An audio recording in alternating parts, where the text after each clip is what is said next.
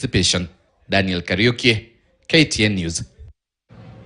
Right, so away from that, and the Association of Members of County Assemblies has rubbished a directive by the Kenya Kwanza leadership directing them to call off the planned closure of county assemblies. The MCAs vowed that they would continue with the plan until the demands for word fund, security, pension and salary review were fully addressed.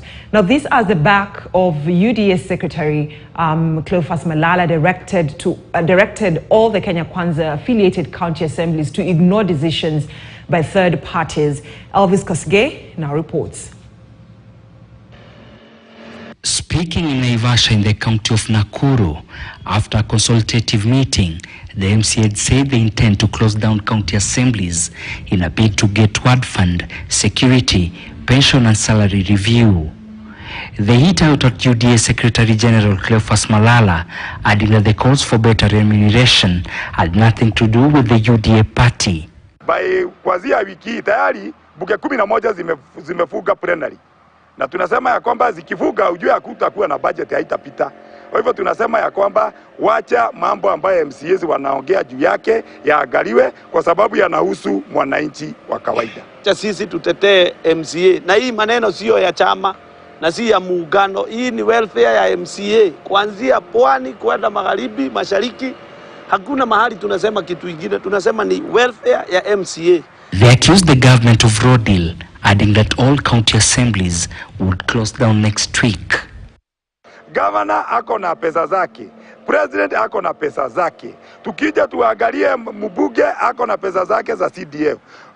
Women rep ako na GAF. Kwa hivyo sisi tulikuwa tunasema ya kwamba MCA awezeshwe ili yale mambo ambayo aliahidiana wakati wa campaign yaweze kutekelezwa through World Development Kit. Kwa sababu mtu amereview mshahara kwenda chini, unatuandikia barua.